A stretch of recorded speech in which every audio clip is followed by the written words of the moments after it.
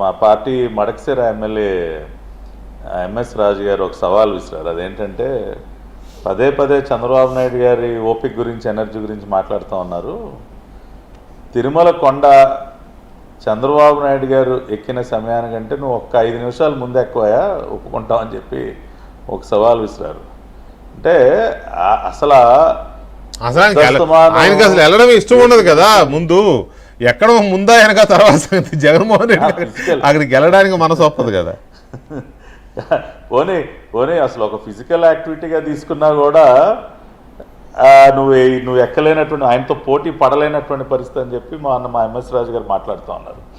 ఇప్పుడు చంద్రబాబు నాయుడు గారు ఢిల్లీ ఎన్నిసార్లు వెళ్ళారు, వెళ్ళి రాష్ట్రానికి ఏ మేరకు లబ్ధి చేకూర్చే విధంగా ఎన్ని సాధించుకొచ్చారు. గతంలో జగన్మోహన్ రెడ్డి ఢిల్లీ వెళ్ళి కనీసం మీడియాతో ఒక్క మాట కూడా మాట్లాడకుండా దొంగలాగా బ్యాక్ గేట్ నుంచి ఎన్నిసార్లు పారిపోయి వచ్చాడు అవన్నీ మాట్లాడుకుందామా?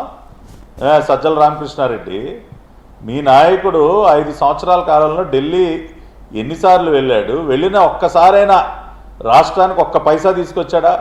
పోనీ ఇదిగో పలానా వాళ్ళతో నేను ఇది చర్చించాను ఒక్క మాట మాట్లాడా?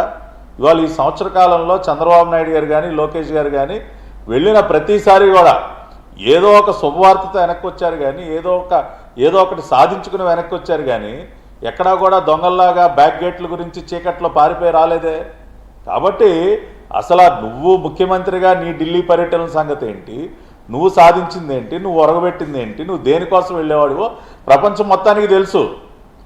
ఈ సంవత్సర కాలంలో ఢిల్లీ నుంచి రాష్ట్రానికి ఏ మేరకు సాయం అందిందో, ఎంత సాధించామో, ఈ డబుల్ ఇంజిన్ సర్కార్ నరేంద్ర మోడీ గారు చంద్రబాబు నాయుడు గారు ఇద్దరి కలయిక, 3 పార్టీల యొక్క త్రివేణి సంగమం లాంటి కలయిక రాష్ట్రానికి ఎంత మేలు చేస్తుందో ప్రజలందరూ బాగా చూస్తున్నారు. కాబట్టి నీ కడుపు మంట కాస్త తగ్గించుకో. నువ్వు ఎంత ఏడ్చినా కూడా రాష్ట్రానికి జరగాల్సినటువంటి అభివృద్ధి కానీ సంక్షేమం కానీ నువ్వు ఆపలేవు.